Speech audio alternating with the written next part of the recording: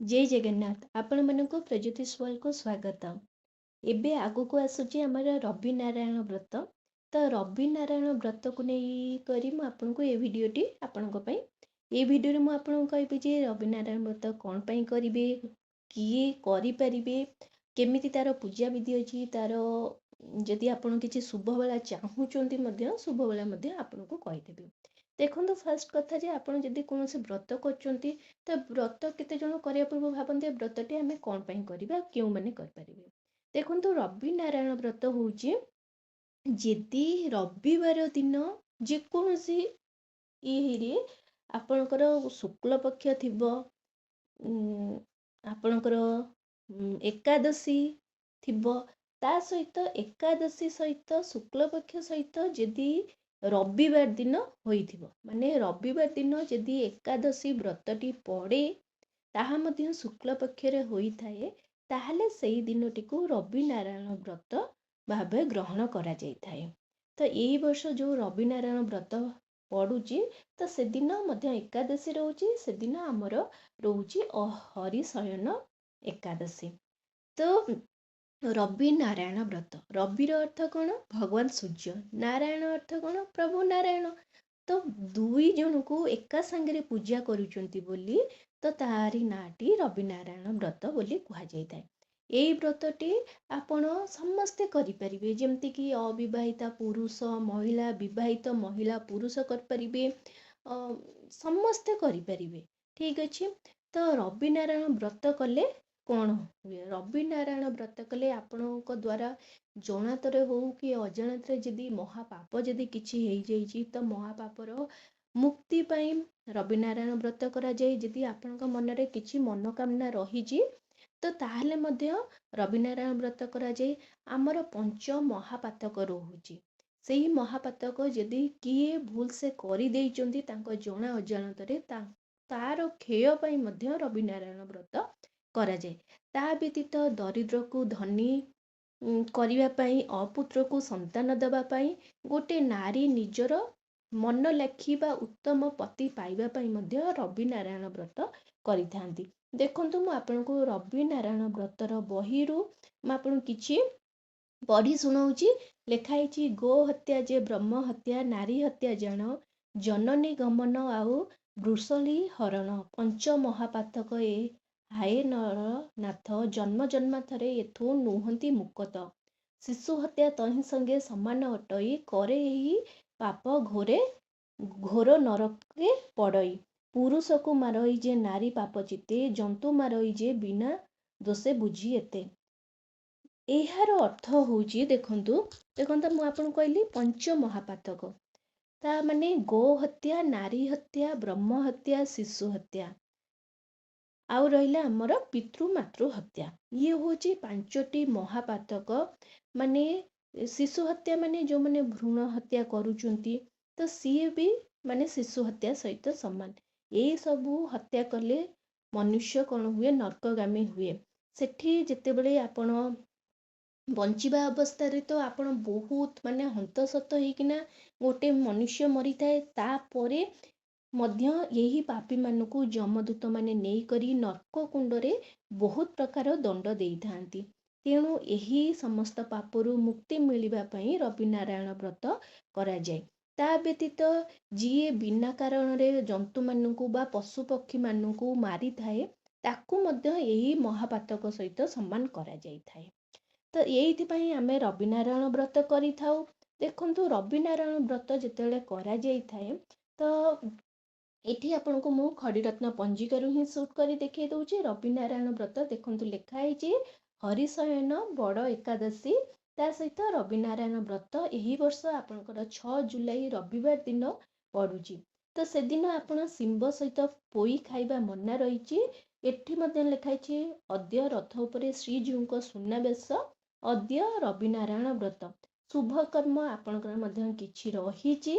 ता व्यतीत आपनकर अमृत बेला रोची 6:55 रु 9:19 मध्य आपण किछि पूजा करि परिबे। ता व्यतीत आपण 11:43 रु 2:07 मध्य गोटे शुभ बेला रहिची, से समय पूजा कर परिबे। महेंद्र बेला आपनकर अपराह्न 3टा 43 ରୁ 4ଟା 31 ମଧ୍ୟରେ ମଧ୍ୟ ଗୋଟିଏ ଶୁଭ ବେଳା ରହିଛି। ଏସବୁ ଜିନିଷ ରହିଛି। ଦେଖନ୍ତୁ, ତାପରେ ଆପଣଙ୍କର ଯେଉଁ ରବିନାରାୟଣ ବ୍ରତ କରୁଛନ୍ତି ତାର ପୂଜାବିଧି କ'ଣ ଅଛି। ଦେଖନ୍ତୁ, ଯେହେତୁ ଏକାଦଶୀ ଅଛି ଆଉ ବଡ଼ ଏକାଦଶୀ ତା ସହିତ ରବିନାରାୟଣ ବ୍ରତ ଅଛି, ଆପଣ ତା ପୂର୍ବ ଦିନ ମାନେ ଆପଣଙ୍କ ପୂଜା ହେଉଛି ରବିବାର, ତ ଶନିବାର ଦିନରୁ ଆପଣ ଶୁଦ୍ଧପୂତ ଭାବରେ ମାନେ ସ୍ନାନ କରିବେ, ଆପଣଙ୍କ ଘରକୁ ପୁରା ଶୁଦ୍ଧ ପରିଷ୍କାର ପରିଚ୍ଛନ୍ନ କରିବେ। ଆଉ ଶନିବାର ଦିନ ଆପଣ କ'ଣ କରିବେ, ଏକବାର କରିବେ। ଏକବାରରେ ଅନ୍ନ ଗୋଟେ ବେଳା ଭୋଜନ କରିବେ। ତା ସହିତ ରାତିରେ ଆପଣ କିଛି ଫଳମୂଳ ପଣା ପିଇକରି ରହିପାରିବେ। ଯଦି ଆପଣଙ୍କ ଦେହ ଖରାପ ରହୁଛି ତାହେଲେ ପରଟା ରୁଟି କରି ଖାଇ ମଧ୍ୟ ରହିପାରିବେ। ପୂଜା ଦିନ ଆପଣ କ'ଣ କରିବେ, ପ୍ରଥମେ ଦେଖନ୍ତୁ ଘର ପୂଜା ଶେଷ କରିଦେବେ। ଯେଉଁଠି ଆପଣ ପୂଜା ସ୍ଥାନ, ଦେଖନ୍ତୁ ଏଠି ପୂଜା ସ୍ଥାନ ଆପଣ ଆପଣଙ୍କ ହିସାବରେ କରିପାରିବେ। ଏଠି ଦେଖନ୍ତୁ ଲେଖା ହେଇଛି, ଦେବାଳୟରେ କି ତୁଳସୀ ମୂଳରେ ପୂଜିବ ଧର୍ଣ୍ଣ ନିରଞ୍ଜନଙ୍କର ଏ ବ୍ରତ ଅଟଇ। ମାନେ ଆପଣ ମନ୍ଦିରରେ ଏଇ ପୂଜା କରିପାରିବେ, ନହେଲେ ତୁଳସୀ ମୂଳରେ ମଧ୍ୟ, ମାନେ ଆପଣଙ୍କ ଘରେ ଚଉରା ଯେଉଁଠି ଥିବ ତ ଚଉରା ମୂଳରେ ଆପଣ ପୂଜା କରିପାରିବେ। ଯଦି ଆପଣଙ୍କ ପାଖରେ ଏଇ ଦୁଇଟି ସୁବିଧା ନାହିଁ, ଆପଣ ଚାହିଁବେ ଯଦି ଆପଣଙ୍କର ଘରେ ମାନେ ପୂଜା ଘରେ ମଧ୍ୟ ଗୋଟେ ସ୍ଥାନ ଦେଖି ଆପଣ ରବିନାରାୟଣ ବ୍ରତ ବା ପୂଜା କରିପାରିବେ। ଠିକ୍ ଅଛି। ତାପରେ ଦେଖନ୍ତୁ, ପ୍ରଥମେ କ'ଣ କରିବେ, ଯେଉଁ ସ୍ଥାନରେ ଯେକୌଣସି ସ୍ଥାନ ଆପଣ ବାଛିଲେ ତ ସେଇ ସ୍ଥାନକୁ ପ୍ରଥମେ କ'ଣ କରିବେ, ଭଲ ଭାବରେ ଶୁଦ୍ଧ କରିବେ, ଭଲ ଭାବରେ ଗୋମୟରେ ପୋଛିବେ। ତାପରେ ସେଠି ଟିକେ ଗଙ୍ଗା ଜଳ ଛିଞ୍ଚି ଦେବେ, ଟିକେ ପଞ୍ଚାମୃତ ଛିଞ୍ଚିବେ। ତାପରେ ଆପଣ କ'ଣ କରିବେ, ଗୋଟେ ନିଜ ଉପରେ ମଧ୍ୟ ଯେତେବେଳେ ପୂଜା କରିବେ, ନିଜ ଉପରେ ମଧ୍ୟ ପ୍ରଥମେ ଗଙ୍ଗା ଜଳ ଛିଞ୍ଚିବେ। ତାପରେ ଆପଣ କ'ଣ କରିବେ, ଆପଣ ଯେଉଁଠି ଗୋଟେ ପିଢ଼ା ରଖିବେ, ଖଟୁଳି ରଖିଲେ, ତ ତା ଉପରେ କ'ଣ କରିବେ, ଆପଣ ପୂଜା ସ୍ଥାନ ଯେଉଁଠି ଅଛି କି କଳସ ସ୍ଥାପନା କରିବେ, ପୂଜା ସ୍ଥାନ ସେ ପିଢ଼ା କି ଆପଣ ଖଟୁଳି ନେଇପାରନ୍ତି କି ପିତ୍ତଳ ଥାଳି ମଧ୍ୟ ନେଇପାରନ୍ତି। ତାପରେ ପଞ୍ଚମୁରୁଜ ଆପଣ କରିବେ, ପଞ୍ଚମୁରୁଜ କାଟିବେ। ତା ସହିତ କଳସ ସ୍ଥାପନା ଯେଉଁଠି କରିବେ ସେଠି ମଧ୍ୟ ପଞ୍ଚମୁରୁଜରେ କାଟିବେ, ମଣ୍ଡଳ କାଟିବେ। କାଟି ସାରିଲା ପରେ ଆପଣ ପ୍ରଥମେ କଳସ ସ୍ଥାପନା କରିବେ। କଳସ ସ୍ଥାପନା ଯେମିତିକି ଗୋଟେ ତଳେ ଟିକେ ଅକ୍ଷତ ଦେବେ। ଅକ୍ଷତ ଦେଇ ସାରିଲା ପରେ ଆପଣ କ'ଣ କରିବେ, କଳସରେ ଆପଣ ପାଣି ଦେବେ, ସେଠି ଟିକେ ଗଙ୍ଗା ଜଳ, ଟିକେ ଅଗୁରୁ, ଟିକେ ଚନ୍ଦନ ତା ପାଣିରେ ମିଶାଇ ଦେବେ। ତା ଭିତରେ ଆପଣ ଚାହିଁବେ ଯଦି ଗୁଆ ଦେବେ। ତାପରେ ଆମ୍ବପତ୍ର ଦେବେ। ଆମ୍ବପତ୍ର ଦେଖନ୍ତୁ, ଆପଣ ତ 5, 7, 9 ଏମିତି ଦିଆଯାଏ, କିନ୍ତୁ ସେଦିନ ଆପଣ କ'ଣ କରିବେ, ରବିନାରାୟଣ ବ୍ରତରେ 7ର ମହତ୍ତ୍ୱ ବହୁତ ଅଧିକା ଅଛି, ତେଣୁ ଆପଣ 7ଟି ଆମ୍ବପତ୍ର ଦେବେ। 7ଟି ଆମ୍ବପତ୍ର ଦେଲେ ବହୁତ ଶୁଭ ହେଇଥାଏ। ତ ଆପଣ 7ଟି ଆମ୍ବପତ୍ର ଦେବେ। ତାପରେ ଦୀପ ଧୂପ ଲଗେଇବେ, ଚନ୍ଦନ ସିନ୍ଦୁର ଫୁଲ ଦେଇ ପ୍ରଥମେ କଳସ ସ୍ଥାପନା କରିବେ। କଳସ ସ୍ଥାପନା କରିସାରିଲା ପରେ ଆପଣ କ'ଣ କରିବେ, ନିଜେ ସଂକଳ୍ପ ନେବେ। ଯେମିତି ସଂକଳ୍ପ ନେବା କଥା ଆପଣ ନିଜେ ସଂକଳ୍ପ ନେବେ। ଯଦି ଆପଣ ପ୍ରଥମ ଥର ପାଇଁ ପୂଜା କରୁଛନ୍ତି, ତାହେଲେ ଆପଣ ବ୍ରାହ୍ମଣଙ୍କ ମାନେ ଡାକି ତାଙ୍କ ଦ୍ୱାରା ଆପଣ ପୂଜା କରିଦିଅନ୍ତୁ। ତା ମାନେ ଆପଣ ନେକ୍ସଟ ବର୍ଷରୁ ଆପଣ ନିଜେ ନିଜେ ମଧ୍ୟ ପୂଜା କରିପାରିବେ। ଏଇ ବ୍ରତଟି ମାନେ ଆପଣ ଯଦି ପୂର୍ବରୁ କରି ଆସୁଛନ୍ତି, ମଧ୍ୟ କେତେଜଣ ବ୍ରାହ୍ମଣଙ୍କ ଦ୍ୱାରା ମଧ୍ୟ ପୂଜା କରିଥାନ୍ତି। ସେଟା ଆପଣଙ୍କୁ ଯାହା ସୁବିଧା ହେଉଛି ତ ସେଇପରି ଭାବରେ ଆପଣ ପୂଜା କରିବେ। ତ ପୂଜା କରିସାରିଲା ପରେ ଆପଣ କ'ଣ କରିବେ, ସଂକଳ୍ପ ନେଇସାରିଲା ପରେ ଆପଣ କ'ଣ କରିବେ, ଯେଉଁ ପିଢ଼ା କି ଖଟୁଳି ଯାହା ନେଇଥିବେ ତା ଉପରେ ପଞ୍ଚମୁରୁଜ ପକେଇଥିବେ। ତାପରେ ଆପଣ ନାଲି ରଙ୍ଗର ବସ୍ତ୍ର ବିଛେଇ ଦେବେ। ବସ୍ତ୍ର ବିଛେଇ ସାରିଲା ପରେ ଆପଣ ସୂର୍ଯ୍ୟଦେବଙ୍କର ଫଟୋ ହେଲା କି ପ୍ରତିମା ହେଲା, ଯାହା ବି ଆପଣଙ୍କ ପାଖରେ ଅଛି ତାକୁ ପ୍ରଥମେ ପଞ୍ଚାମୃତରେ ଟିକେ ସ୍ନାନ କରାଇଦେବେ, ଗଙ୍ଗା ଜଳରେ ସ୍ନାନ କରାଇଦେବେ। ତାପରେ ଶୁଦ୍ଧ ଜଳରେ ସ୍ନାନ କରିସାରିଲା ପରେ ଆପଣ ସେଇ ଖଟୁଲି ଉପରେ ସ୍ଥାପନ କରିବେ। ତାପରେ ଗୋଟେ ଗୁଆ ନେବେ, ସେଇ ଗୁଆକୁ ଆପଣ କ'ଣ କରିବେ, ଗୁଆ ମାନେ ନିଦା ଜିନିଷରେ ଭଗବାନଙ୍କୁ ପୂଜା କରାଯାଏ ବୋଲି, ତ ଗୁଆ ମାଧ୍ୟମରେ ଆପଣ ସୂର୍ଯ୍ୟଦେବଙ୍କୁ ପୂଜା କରିବେ। ତ ଗୁଆକୁ ଆପଣ କ'ଣ କରିବେ, ପଞ୍ଚାମୃତରେ ଟିକେ ଧୋଇଦେବେ। ତାପରେ ଗଙ୍ଗା ଜଳ, ଶୁଦ୍ଧ ଜଳରେ ଟିକେ ଧୋଇ ସାରିଲା ପରେ ସେଇଠି ରଖିବେ। ତାପରେ ଆପଣ ଏଠି ମାନେ ରବିନାରାୟଣ ବ୍ରତରେ ଗୋଟେ ନାଲି ରଙ୍ଗର ବ୍ରତ ପୂଜା କରାଯାଇଥାଏ। ତ 7 ସରି ସୂତାରେ ମାନେ 7 ଖିଅ ସୂତା ହେଇଥିବ। ତ ସେଇ ସୂତାରେ ଆପଣ କ'ଣ କରିବେ, ଗୋଟେ ବ୍ରତ ତିଆରି କରିବେ। ନାଲି ରଙ୍ଗର ବ୍ରତ ତିଆରି କରି ଆପଣ କ'ଣ କରିବେ, ସେଇ ବ୍ରତକୁ ପ୍ରଥମେ ପଞ୍ଚାମୃତରେ ଟିକେ ଧୋଇଦେବେ। ତାପରେ ଗଙ୍ଗା ଜଳରେ ଧୋଇଦେବେ। ତାପରେ ଆପଣ ଶୁଦ୍ଧ ଜଳରେ ଧୋଇ କରି ଆପଣ କ'ଣ କରିବେ, ସେଇଠି ଗୁଆ ପାଖରେ ରଖିବେ। ଆପଣଙ୍କ ପାଖରେ ଯଦି ନାଲି ରଙ୍ଗର ସେତିକି ସୂତା ନଥିବ ଆପଣ ଧଳା ରଙ୍ଗର ସୂତା ନେଇପାରିବେ। ତାକୁ 7 ଖିଅ କରି ତାପରେ ଆପଣ କ'ଣ କରିବେ ସେଥିରେ ହଳଦୀ ଲଗେଇ ହଳଦିଆ ରଙ୍ଗ କରି ଆପଣ କ'ଣ କରିବେ ପୂଜା କରିପାରିବେ। ତାପରେ ଏବେ କ'ଣ କରିବେ ସେଇ ଯେଉଁ ଆପଣ ବ୍ରତଟି କରିଛନ୍ତି ସେଇ ବ୍ରତରେ 7ଟି ଗଣ୍ଠି ଦେବେ। 7ଟି ଗଣ୍ଠି ଭଗବାନ ସୂର୍ଯ୍ୟଙ୍କର 7ଟି ନାମ ନେଇ 7ଟି ଗଣ୍ଠି ଦେବେ। ତ ମୁଁ ଆପଣଙ୍କୁ ଭଗବାନ ସୂର୍ଯ୍ୟଙ୍କର 7ଟି ନାମ ମଧ୍ୟ କହିଦେଉଛି। ଓମ୍ ସୂର୍ଯ୍ୟାୟ ନମଃ, ଓମ୍ ରବାୟ ନମଃ, ଓମ୍ ମିତ୍ରାୟ ନମଃ, ଓମ୍ ଖଗାୟ ନମଃ, ଓମ୍ ହିରଣ୍ୟଗର୍ଭାୟ ନମଃ, ଓମ୍ ଆଦିତାୟ ନମଃ, ଓମ୍ ମରିଚାୟ ନମଃ, ଓମ୍ ଭାସ୍କରାୟ ନମଃ, ଓମ୍ ସୂର୍ଯ୍ୟନାରାୟଣ ନମଃ। ମୁଁ ଆଉ ଏକ୍ସଟ୍ରା କିଛିଟା କହିଦେଇଛି। ଆପଣଙ୍କୁ ଯାହା ବି ସୁବିଧା ହେବ ଯାହା ବି ମନେ ରଖିଥିବେ ତ ସେଇ ନାମ ଧରି ଆପଣ 7ଟି ନାମରେ 7ଟି ଗଣ୍ଠି ଦେବେ। ଦେଇ ସାରିଲା ପରେ ଆପଣ କ'ଣ କରିବେ ଆପଣଙ୍କର ପ୍ରତିମାରେ ତା ସହିତ ଆପଣଙ୍କର ବ୍ରତ ସହିତ ଆପଣଙ୍କର ଗୁଆ ଯେଉଁ ଅଛି ପୂଜା ପାଉଛନ୍ତି ସେଥିରେ ସବୁଥିରେ ରକ୍ତ ଚନ୍ଦନ ଆପଣ ଅର୍ପଣ କରିବେ, ସିନ୍ଦୁର ଅର୍ପଣ କରିବେ, ଆପଣ ଫୁଲ ଅର୍ପଣ କରିବେ। ଫୁଲରେ ଆପଣ ମନେ ରଖିବେ ହଳଦିଆ ଆଉ ନହେଲେ ନାଲି ରଙ୍ଗର ଫୁଲ ଆପଣ ଅର୍ପଣ କରିବେ। କାରଣ ରବିନାରାୟଣ ବ୍ରତରେ ଭଗବାନ ସୂର୍ଯ୍ୟଙ୍କର ପ୍ରିୟ ରଙ୍ଗ ହେଉଛି ନାଲ କି ହଳଦୀ। ତ ଲାଲ ବହୁତ ପ୍ରିୟ ରଙ୍ଗ, ତେଣୁ ଆପଣ ଚେଷ୍ଟା କରିବେ ସବୁ ଜିନିଷ ଲାଲ ଦେବା ପାଇଁ। ଧଳା ତାଙ୍କର ପ୍ରିୟ ରଙ୍ଗ ନୁହେଁ, ତେଣୁ ଆପଣ ଧଳା ରଙ୍ଗ, ନୀଳ ରଙ୍ଗ, ବ୍ଲୁ କଲର ରଙ୍ଗର ଫୁଲ ଆପଣ ଅର୍ପଣ କରିବେ ନାହିଁ।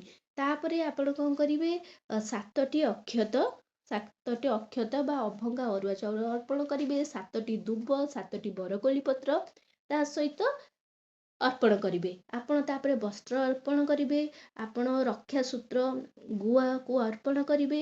ତାପରେ ଆପଣ କ'ଣ କରିବେ 7ଟି ଫଳ ସହିତ 7ଟି ମଣ୍ଡା ପିଠା, ଆପଣ ଛଣା ମଣ୍ଡା ପିଠା, କାରଣ ସିଝା ମଣ୍ଡା ପିଠା ହେଲେ ସେଟା ଧଳା ରଙ୍ଗର ହୋଇଥାଏ।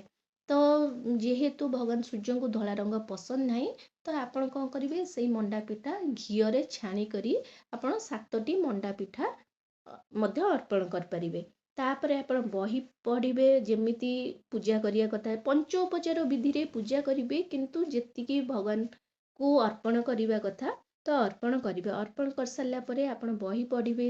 ତାପରେ ଆପଣ କ'ଣ କରିବେ ଦୀପ ଧୂପ ଝୁଣା କର୍ପୂର ସବୁ ରେ ଆଳତି କରିବେ। ଆଳତି କରିସାରିଲା ପରେ ଆପଣ ବହି ପଢ଼ିବେ, ଭଗବାନଙ୍କୁ ଆପଣଙ୍କର ଦୁଃଖ ଜଣାଇବେ। ଦୁଃଖ ଜଣାଇ ସାରିଲା ପରେ ଆପଣ ବ୍ରତଟି ଯଦି ମହିଳାମାନେ କରୁଛନ୍ତି ତାହେଲେ ବ୍ରତଟି ବାଁ ହାତରେ ପିନ୍ଧିବେ, ଯଦି ପୁରୁଷମାନେ କରୁଛନ୍ତି ତ ବ୍ରତଟି ଡାହାଣ ହାତରେ ପିନ୍ଧିବେ। ପିନ୍ଧି ସାରିଲା ପରେ ଆପଣ କ'ଣ କରିବେ କିଛି ଖାଇପାରିବେ। ଆପଣ ମାନେ ସେଦିନ ଦେଖନ୍ତୁ ଯେପର୍ଯ୍ୟନ୍ତ ପୂଜା କରିନାହାନ୍ତି ସେ ପର୍ଯ୍ୟନ୍ତ ଆପଣ କିଛି ଖାଇବେ ନାହିଁ, ସେମିତି ଉପାସ ରହିବେ। ଆପଣ ପୂଜା ଶେଷ କରିସାରିଲା ପରେ ଆପଣ ସେଦିନ ଭଗବାନଙ୍କ ଯାହା ବି ପ୍ରସାଦ ହେଲା ତା ସହିତ ଆପଣ ପଣା ଫଳମୂଳ ଖାଇ ରହିପାରିବେ। ରାତିରେ ଆପଣ ରୁଟି ପରଟା ମଧ୍ୟ ଖାଇପାରିବେ ନାହିଁ। ପଣା ଫଳମୂଳ ସରବତ ଏସବୁ ମାନେ ଖାଇ ଆପଣ ରହିପାରିବେ। ଦେଖନ୍ତୁ ତାପରେ ସଞ୍ଜ ହେବା ପୂର୍ବରୁ ଯାହା କିଛି ବି ଆପଣଙ୍କର ବିସର୍ଜନ କରିବାର ଅଛି ଆପଣ ବିସର୍ଜନ କରିପାରିବେ। ନହେଲେ ଆପଣ ତା ପରଦିନ ଆପଣଙ୍କ ନିତ୍ୟକର୍ମ ସାରି ତାପରେ ଠାକୁର ପୂଜା କରିସାରିଲା ପରେ ହାତରୁ ଆପଣ ବ୍ରତ ଖୋଲି ପାରିବେ।